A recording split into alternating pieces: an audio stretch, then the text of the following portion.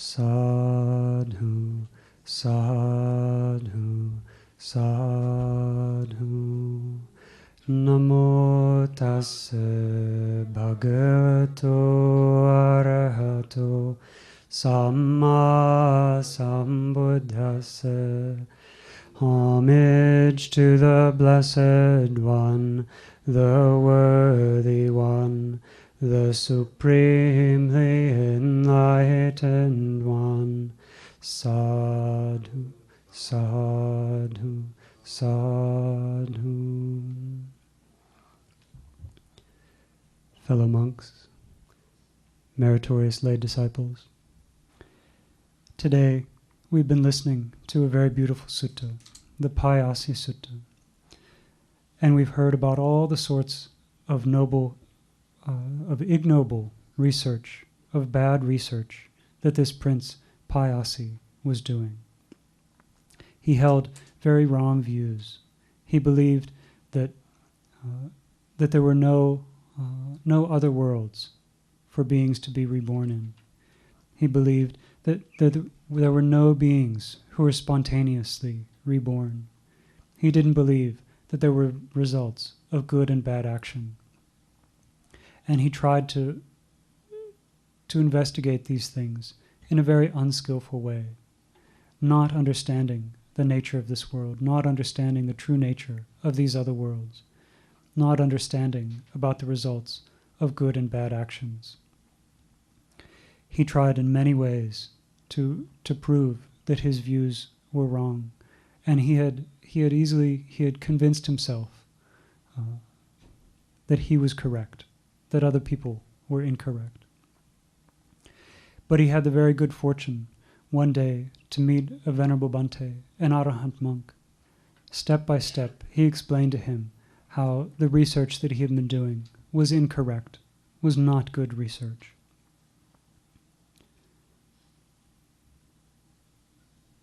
So, after a long conversation, eventually this Bhante had convinced him that he was holding wrong views. But now, the prince, he still wouldn't let go. Why is that? He said, I'm a very famous person. People know the kind of views that I hold. When they hear that I'm holding these views that you teach, then they'll criticize me because they have wrong views. So I'm going to continue to hold on to my wrong views out of anger, contempt, and spite. Right? So this prince was more concerned about what other people thought about him than the consequences of holding wrong views. The Blessed One taught very clearly that even these actions that we do with our mind, even holding wrong views, is an unwholesome type of action, and it can lead to rebirth in a bad destination. But this prince, he was more concerned about what other people thought. He didn't want to have other people with wrong views criticize him when he adopted right views. So, again, the Venerable Bhante tells him a story to help him understand what a dangerous thing he's doing. He says, once there was a great caravan traveling through the countryside. So it used to be that if people in a town wanted goods, things that weren't made in that town, a merchant had to bring them from far away. And it was a very dangerous thing to do, right? It's not like they didn't have highways like we have now. They didn't have rest stops. They didn't have police stations along the way. So this journey was a very dangerous thing. If they did it successfully, they could make a lot of money. But if things went wrong, then they might even end up dying. So once there was a very large caravan traveling with lots of goods. There were 1,000 carts in this caravan. And it was divided into two sections. And there was a leader for each of these sections. And they each had 500 carts. And because their caravan was so big, wherever they went, they would use up whatever grass, whatever water, whatever firewood they could find. So they had to carry a lot of this with them. If they wanted to be sure that they would have water to drink, they had to carry pots of water. So not only did they have to carry the things that they were going to sell, but they had to carry water, they had to carry food for their animals that were pulling the wagons, and they would have to carry firewood to cook their food.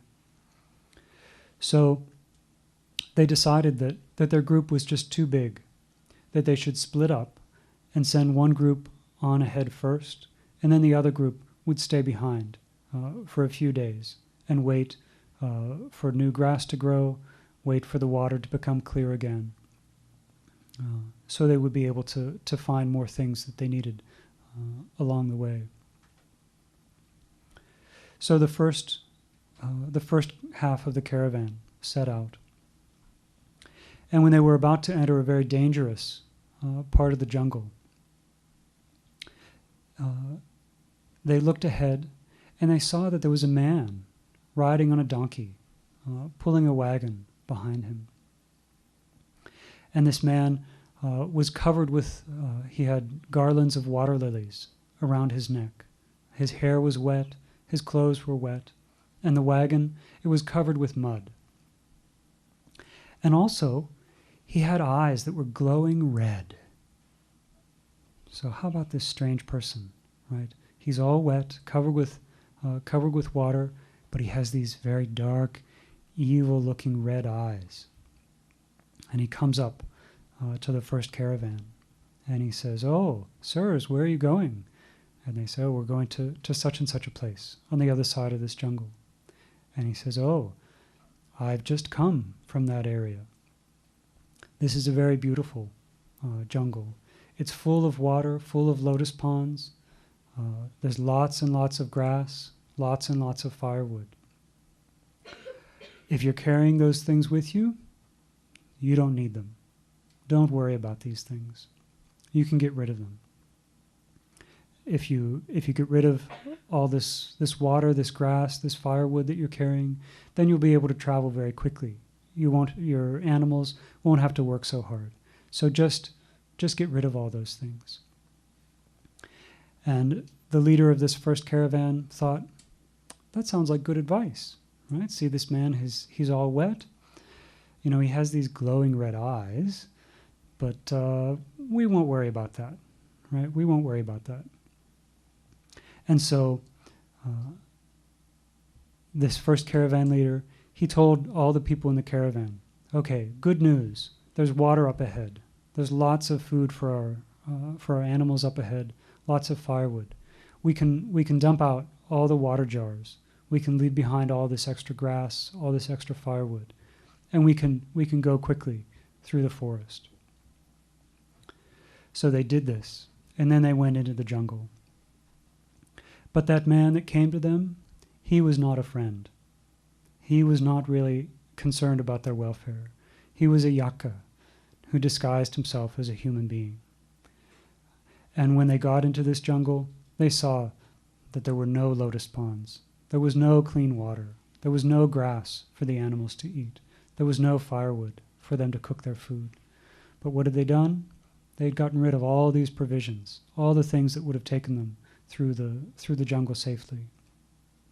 So they became very exhausted, very tired, and one night when they were sleeping, this yaka came and he ate all of them, leaving nothing behind but their bones and their wagons. Then, a few days later, just like planned, the second caravan sets out and heads into this jungle. And this second caravan as well is approached by this man with the dark red eyes, with the wet hair, the wet clothing, with garlands of water lilies. And this man says to the second caravan leader, "Oh, sir, if you're going through this jungle, you don't need to bring any extra water. You don't need to bring any extra food for your animals. You don't need to bring any extra firewood. You can leave all that behind and travel very quickly, very fast through this jungle." But this second caravan leader, he was very wise. He didn't trust this man. he said to his people, this guy with these dark red eyes says that we're headed into a safe place, but we don't know him. We've never seen him before. We don't have any reason to trust him. I don't think he's a very good person. I don't see why he'd be so concerned about our welfare. Let's not get rid of our extra water. Let's not get rid of our extra food, our extra firewood. And let's go through this jungle. So they do, and just like the second leader thought, they weren't able to find any extra water, any extra grass, any extra firewood. So they stayed strong, using their own provisions, going through this jungle. And eventually they found that first caravan that was left behind, with the carts and all the goods still in them. And the second leader thought, yep, this first group, they must have paid attention to that man. It must have been a yaka in disguise, who then came and ate. He ate them all up.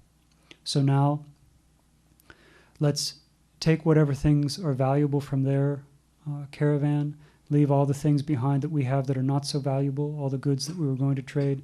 So now we can go ahead into this city with only the most valuable goods. So they took them, and they were able to make it through the jungle, went to the city, and were able to make a great profit, because they had followed the advice of this second caravan leader, and not the advice of the yaka that had come into the jungle to try and trick them. And so the Venerable Kumara Kassapa says, just in the same way, Prince, you can't pay attention to everything that you hear. You have to be very careful with who you're associating with, whose opinions you value. Right now, you're valuing the opinions of foolish people, people who don't have right view. And if you follow their instructions, if you care about what they have to say, then surely you're headed for danger. You won't have any good results from following their instructions. But if you follow the instructions of a wise person, then surely you'll experience good results. And Prince Payasi still wouldn't give up. He said, but they're going to criticize me, right? I don't want them to do that. I'm going to continue to preach these views that I hold. So the Venerable Kumara Kassapa said, okay, let me tell you another story. Once there was a pig farmer, and he was traveling. And on his way back home, he saw that someone had taken and thrown away a big pile of dung, a big pile of animal excrement. And when he saw that pile of dung, he thought to himself, this is great. I can feed this dung to my pigs, because that's what pigs like to eat. They eat excrement. Don't be reborn as a pig. It's not a very good life. But this farmer, he cared about his pigs. And he saw the dung, and he thought, okay, I will take this dung to my pigs. So he took off the cloak that he was wearing, he set it on the ground, and he piled up this dung in the cloak, tied it together, and he put it as a bundle on top of his head. So on his way back, all of a sudden it started to rain. No one was expecting rain, but it started to rain. And as it rained, what do you think happened to that bundle of dung on this pig farmer's head? It got all wet, and soon water was running off of this pile of dung, covering him with filthy slime, with all sorts of excrement, right down to his fingertips. So as he's walking back into his village, people saw him, and they said, "What are you doing?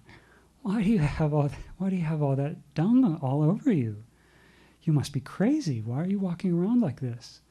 And the pig farmer says, No, I'm not crazy. This is food. I got free food for my pigs. You're the ones who are crazy, right? See what this silly farmer did? He thought he was doing something good. He thought he was doing the right thing by bringing food to his pigs, but he didn't do it in the right way. Even when he was being covered with excrement, he didn't put down this bundle, right? He held on to it very tightly. And wise people who saw him knew that he was very foolish, that he was doing very foolish things. So the Venerable Bhante says to the prince, in the same way, right, you're holding on to these wrong views. Wise people will see you and know that you're very foolish, holding tightly onto your wrong views, even though you know that they're wrong. Please, prince, give up your wrong views. Let go of these wrong views. And the prince says, Bhante, no, I still won't give up my wrong views. People will gossip about me, right? These other people with wrong views, they'll criticize me. So the Venerable Kassapa says, okay, let me give you another story. Let me try and explain to you, how dangerous this is. So he says, once there were some gamblers, and they were using dice, right? So little squares with numbers on them. They were throwing the dice, betting on the throws that they would make. And there was one gambler who he was fine as long as he was winning, but then whenever he would lose, whenever he would throw a bad throw and be about to lose his money, he would hide one of those dice. He would put it in his mouth secretly and pretend that the dice had gotten lost and say, oh, well, that round's no good, right? In that way, he would cheat and not have to lose his money. So not only was he a gambler, right, but he was a cheating gambler as well. So the other gamblers, there was another gambler playing with him, and he couldn't figure out why. For a long time things would be going good for this gambler, but then all of a sudden the dice would get lost. So he watched very carefully, and then he saw what he was doing. And he took the dice and said, let's make an offering with these dice for good luck. So he took the dice and secretly he covered them with poison, because he knew what this cheating gambler was going to do. So then afterwards they would play again with the dice. And again, as long as this first gambler was playing well, he would keep going. But then when things went wrong, he would put the dice in his mouth, pretend that they had gotten lost. But this time, as soon as he put them in his mouth, the poison started to work. And he got very sick and collapsed. And the other gambler then uttered this verse to him. He said, the dice is smeared with burning stuff, though the swallower doesn't know it. Swallow cheat and swallow well. Bitter, it will be like hell. So the Venerable Bhante says, in the same way, Prince, right? You're going along doing bad things. You don't realize the results, the bad things that are going to happen to you. Just like you were taking poison, right? You're holding on to these wrong views. Surely you'll do bad things because of these wrong views. Bad things with your body, bad speech, bad things with your mind. Just think back to all the terrible ways that this prince tried to kill people because he didn't think that there were results of good and bad actions. But the prince still said, no, Bhante, I'm not ready to give up these bad actions, to give up these wrong views. He says, for a very long time, I've held on to these wrong views. And so the Venerable Bhante says, okay, let me tell you another story. Let me explain to you about this holding on and how unbeneficial it is.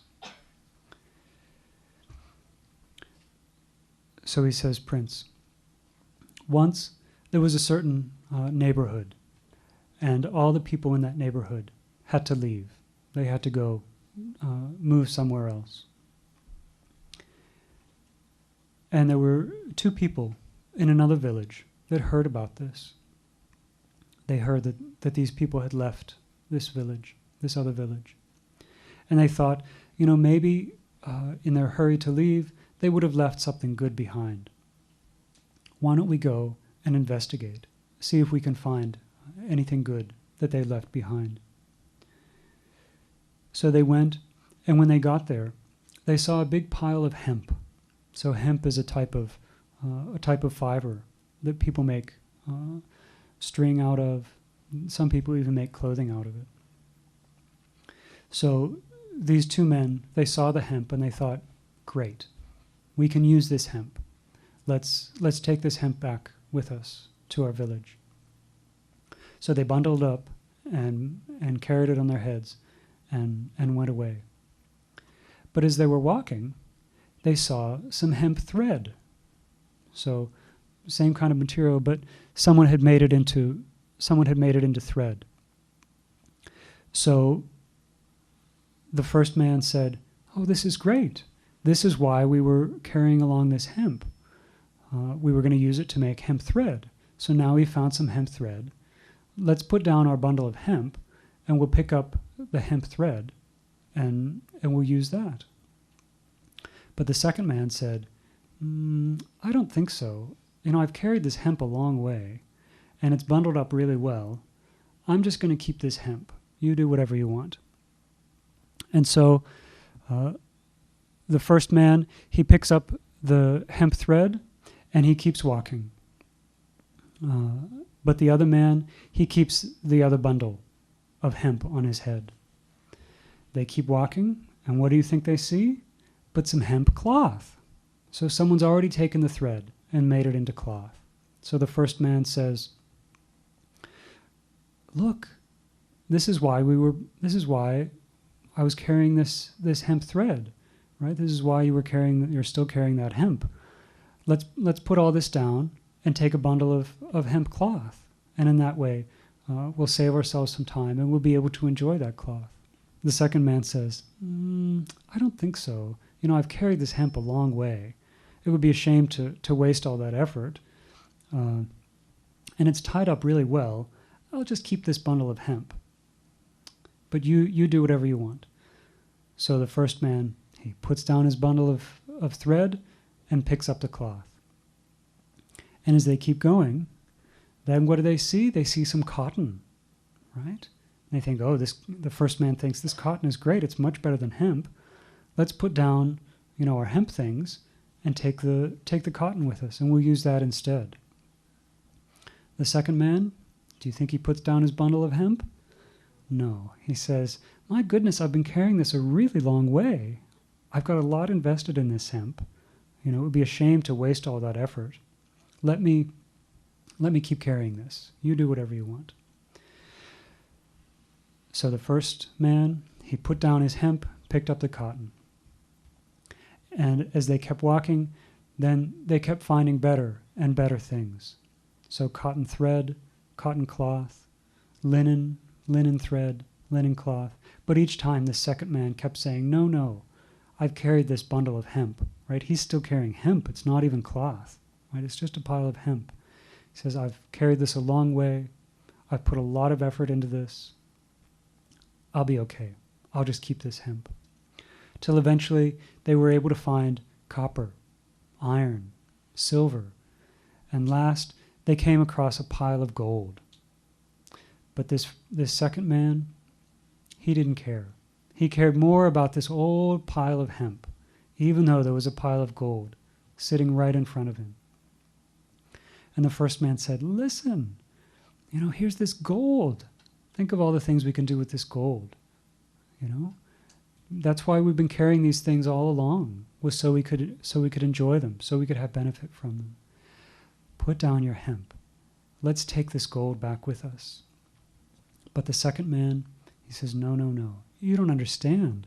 I've worked very, very hard with this hemp, right? I've taken it a long way. It would be a shame to waste all that work that I've done with this hemp. And eventually, they get back home. And that man who carried the hemp, he wasn't able to do very much with it. He wasn't able to give pleasure to his family, to his friends. He didn't get very much enjoyment out of that hemp. But this second man, this wise man, who knew that he should let go of things that weren't good, that weren't very useful, and that he should pick up those things that are better, that are more useful. He was able to enjoy all that gold. He was able to give enjoyment to his family, to his friends, and in that way have a lot of happiness for a long time. And the Venerable Bhante says, Prince, you are just like that that hemp carrier, that man who, no matter what he saw, he kept carrying that hemp. He was so invested in that hemp. In the same way, you're so invested in these wrong views. You have the truth right in front of you, but you don't pick it up. You hold on to these terrible views, even though they haven't led to your happiness in the past. They won't lead to your happiness in the future. So, finally, Prince Payasi says, very good, Venerable Sir. He says, actually, I was happy with your first story. He says, I was pleased and delighted with the Reverend Kassapa's first parable, but I wanted to hear his quick-witted replies to questions because I thought he was a worthy opponent. So because of this, he was able to hear all these excellent explanations, all these ways for us to understand the Blessed One's teachings, all these ways to learn about the danger of holding on to wrong views. So he says, excellent, Reverend Kassapa, excellent. It is as if someone were to set up what had been knocked down, or to point out the way to one who had got lost, or to bring an oil lamp into a dark place, so that those with eyes could see what was there. So he says, Venerable Bhante, you've cleared things up. For a long time, I've had these wrong views. I haven't come into contact with an arahant like you that was able to explain to me about these other worlds, the truth of the heavenly realms, the truth of the bad destinations, the truth of these results of good and bad actions. He says, I go for refuge to the Blessed Lord, to the Dhamma, and to the Sangha. May the Reverend Kassapa accept me from this day forth as a lay follower, as long as life shall last. So, finally, he's willing to go for refuge to the Buddha, to the Dhamma, and to the Sangha.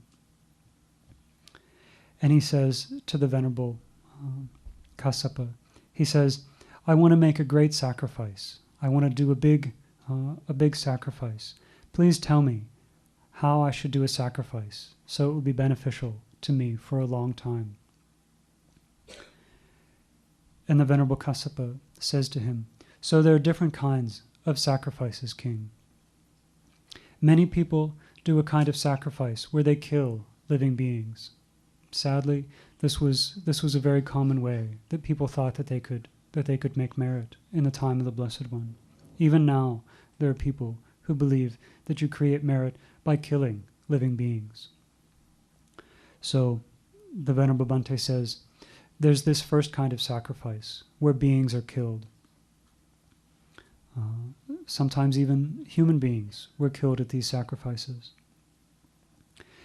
But at these kind of sacrifices, many people come, and those participants, they have wrong view, wrong intention, wrong speech, wrong action, wrong livelihood, wrong effort, wrong mindfulness, and wrong concentration. That these are the kinds of people that come to a sacrifice where living beings are killed. He says, Prince, when someone does a sacrifice like this, kills living beings, gives things to people who hold wrong views, who aren't following the Noble Eightfold Path, but they're following the wrong Eightfold Path. He says, a sacrifice like this does not give a lot of merit, does not give a lot of fruit.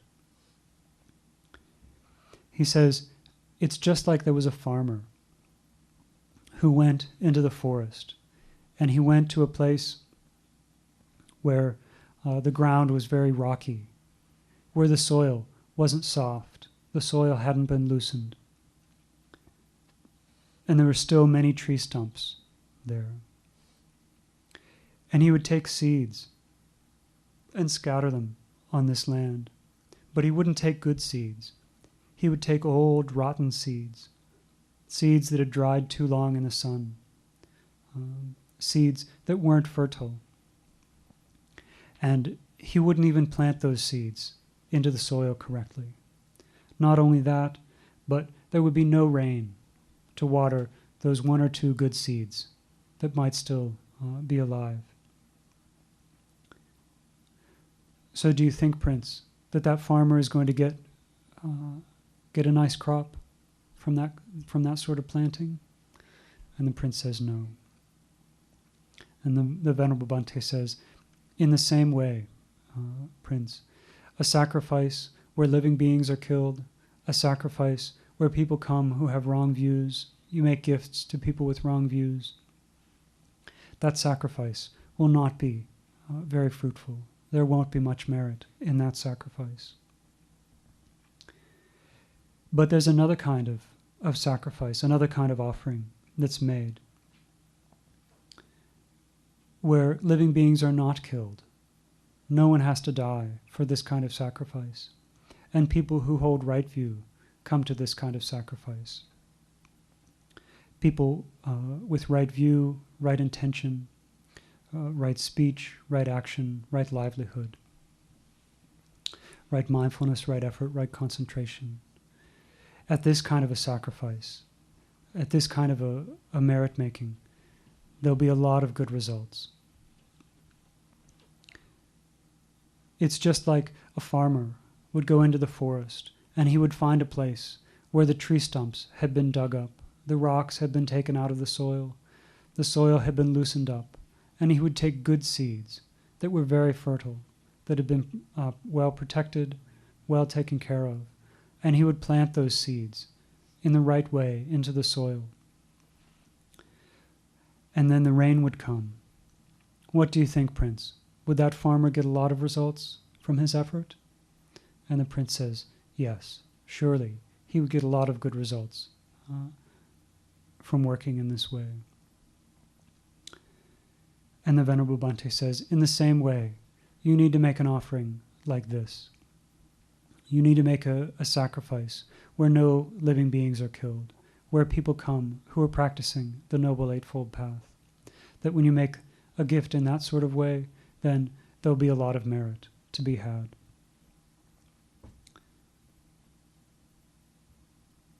So, the prince, very fortunate to have met this Venerable Bhante, says sadhu, sadhu, sadhu. And he decides that he'll set up an almshouse. So he pays respect to the Venerable Bhante and goes back home. So just imagine how much patience this Bhante had to have, right? He must have known that this prince had the ability to understand. He had such great compassion. He had such great wisdom to be able to explain to the prince the right way to do research, the right way to understand the nature of this reality. So the prince goes home, and he's excited now. He's developed right view. He understands that there's good things to be gained from the practice of giving. He understands that there's good results from good actions and bad results from bad actions.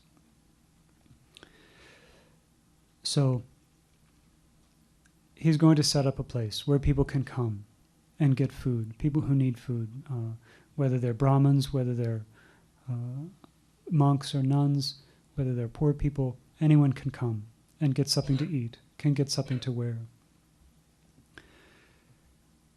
So he's never done this before. This is his first time.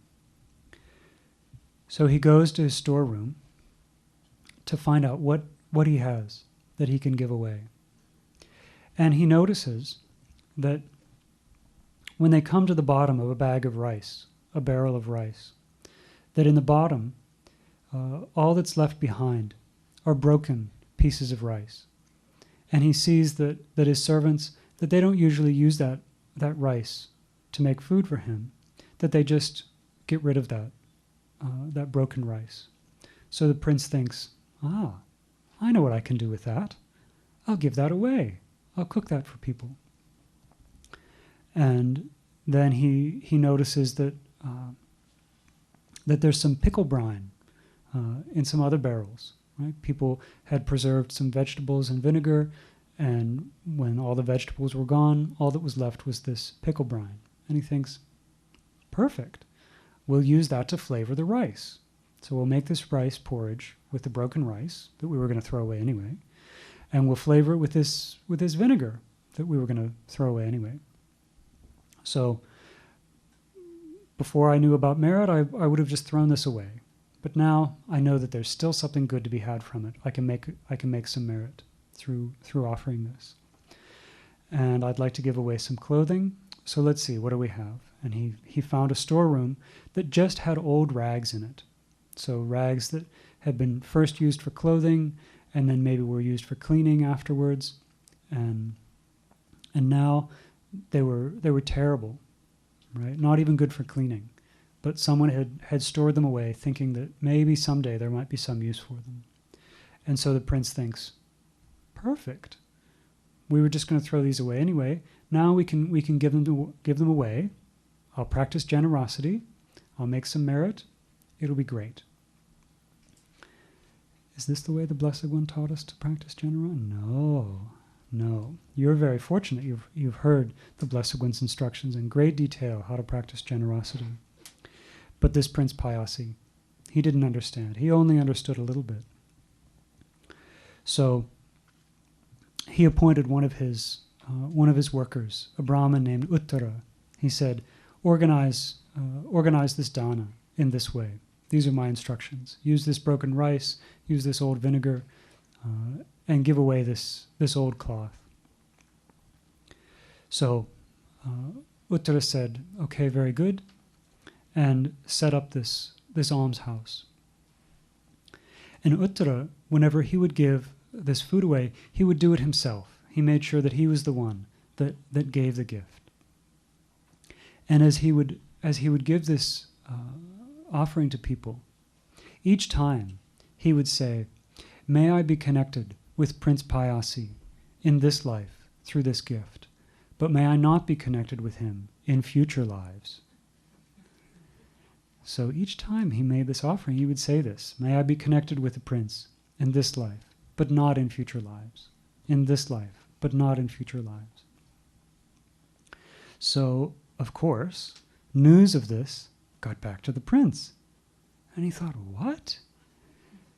That doesn't make any sense. Aren't we giving things so we have good results in the future? Aren't we supposed to believe in future results of good actions that we do now? So he told someone, go get that Uttara. Let's get to the bottom of this. Let's find out why he's saying that. So he brings Uttara into the palace and says, okay, is this true that every time you give someone some of my alms food, you say, may I be connected with the prince in this life, but not in future lives? And Uttara says, yes, that's true. The prince says, why? Don't we expect to get results from the act of giving? And he says, but Lord, the food you give, this broken rice with this vinegar, it's disgusting. It's terrible food. You wouldn't even want to touch this food with your foot, let alone eat it. And this clothing that you're giving away, it's terrible. You don't even use this kind of cloth for a rug. You don't even want to walk on this kind of cloth, let alone put it on your body. You're very dear to us, right? We love you. You're very good to us. How could we connect someone who's so dear with an offering like this? And so the prince says, okay, well, what should I do? How should I give a gift? And Uttara is very wise, and he cares about the prince's welfare. And so he says, you need to give the same kind of food that you eat. You need to give the same kind of cloth that you wear. And so the prince says, very good. You can set up my offering in this way. So, not long after this, both the prince and this Brahmin Uttara pass away. And because they practiced generosity, They were born in a heavenly destination. So there was a monk who had a habit of going to an empty heavenly mansion to rest in the afternoon. So he must have had psychic powers, and after his alms food, he would use his psychic powers to go to an empty vimana, an empty mansion, and rest for the day. And so one day he went to this mansion, and instead of being empty, he saw that there was a devata living in this mansion. And so he said to the devata, "Oh, who are you? Where did you come from?" And the devata says, "Oh, in my former birth, I was Prince Payasi." And the monk says, "Oh, I remember you. But aren't you the one that held all sorts of wrong views? Didn't you say that there's no other world? That there's no being spontaneously reborn? That there's no results of good and bad action? How is it that you were born here?" And the devata says, "Well, fortunately I met a good monk who changed my mind. He taught me right view. And not only that, I set up an almshouse, and I practiced generosity." And the monk, the Venerable Bhante, said to him, "But didn't you have an employee set up that, give away those alms? Where's he? Didn't he pass away as well?" And the devata says, "Yes, that's true. But because of the way I gave the gift, I was born here in the realm of the four great kings. Why is that? Even though I practiced generosity, I did so grudgingly. Someone had to really urge me to do the gift. I didn't give that gift with my own hands. I hired someone else out to do it. I didn't give the gift thoughtfully, and I gave things that I was going to throw away anyway. So I didn't give in a very skillful way. But my friend, my employee, Uttara, he gave the dana very generously. He always made sure to give with his own hands. He gave very thoughtfully. And he's the one that encouraged me not to give things that I was throwing away, but to give the best things that I could, the same kind of things that I ate, the same kind of clothing that I wore." And so, because of that, because of his wholesome way of practicing generosity, he was born in the realm of the 33 gods, in the Tavatimsa heaven. So see what an excellent result there is to be had from giving. He said to this venerable monk, "Please, when you go back to the human world, teach people about practicing generosity. Teach them about the proper way to practice dana. Tell them about the results that I've experienced. Tell them about the results that this Uttara has experienced, being born in a much higher heavenly realm." And so the Bhante said, "Sadhu, sadhu, sadhu.